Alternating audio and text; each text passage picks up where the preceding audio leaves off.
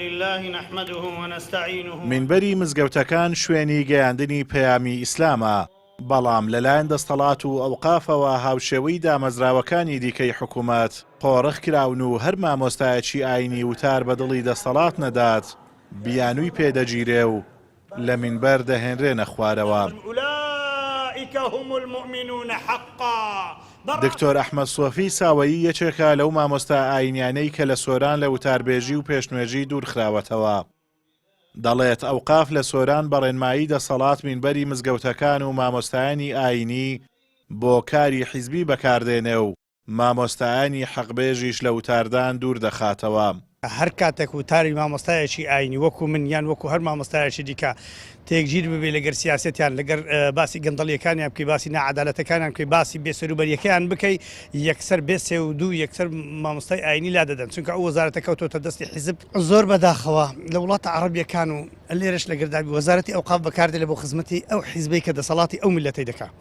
چونکە هەر کاتێکی بیانەوێ بانگەشەی حیزبی بە مامۆستای دەکەن، هەر کاتێکی بیان دەوێت کۆیان دەکەنەوە لە مەقڕی حیزبی کۆیان دەکەنەوە. جاری وا هەیە دەیان بنەوە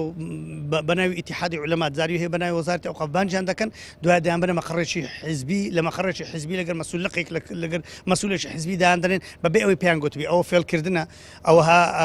هەڵخەڵەتاندنە وەکو بادین دەرێن خاپاندنە، ئەوە شتێکی زۆر ناشرینە کە بەڕاستی لە ناوی وەزارەتی ئەوقاف ناوەشێتەوە. ئەگەرچی لە کاتی ڕەخنەگرتن لە گەندەڵی و کەم و کوڕیەکاندا ئەوقاف دەڵێت نابێ مزگەوتەکان و مینبەرەکانیان بۆ کاری سیاسی بەکاربێت، بەڵام بۆ بەرژەوەندی حزبی دەسەڵات خۆیان بەکردار مزگەوت و مامۆستای ئاینی بەکاردێن و لە ماوەی بانگەشەی هەڵبژاردنیش لە دوو دیداری جیاوازدا بە ئامادەبوونی یەکێتی زانایان و ئەوقافی سۆران بەڕی 2 ملیۆن دینار بە 132 مامۆستای ئاینی دراوە لە لقی سۆرانی پارتی دێموکرات و داوای کارکردن و هەڵمەتی دەنگدان لە مامۆستایانی ئاینی کراوە بۆ ئەو حیزبە. بەڵێ بەداخەوە بینراوە لە ژێر دەسەڵاتی حکوومەتی کوردی زۆرێک لەو مامۆستایانەی کە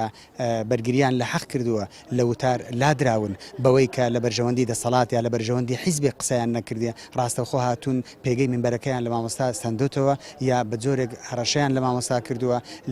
لە شێوازێکی دیکەش ڕێک ئەو پەندە کوردیە بانێکە و دووهەوە دێن بۆ مەرامی خۆیان لەگەڵ مامۆستای ئاینی هەڕەشە بەکاردێنن لە منبەردووریان دەخەنەوە یا هەندێکیان بە ئاراستەیەک زەخت و زۆریان لێ دەکەن کە مامۆستا بە ئارەزوو بە حەقیان بۆ بکاتە ناحەق بە شێوازێک قسە بکە یا لەو سەردێن پارە بەکاردێنن بەرامبەر بە مامۆستایان و پارەیان پێدەدەن تا لە بەرامبەردا یا لە کاتی بانگەشە مامۆستای ئاینی ببرێتە بارەگا حیزبیەکان یا بە مەبەست و مەرامێکی تایبەت قسەی پێ بکرێ. بەڕاستی ئەوانەشتی سەیر و غەریب و نامۆن بە کەلتوری ئەم میلەت.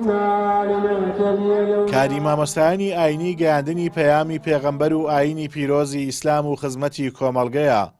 بەڵام دەسەڵاتی ئەلمانی خۆسەپێن بە جۆرێک منبەرەکانی قۆڕخ کردووە ڕێگە نادەن ئیسلام وەک خۆی بگات، بەڵکو ئیسلامێکیان دەبێت تەنها ناو بێت و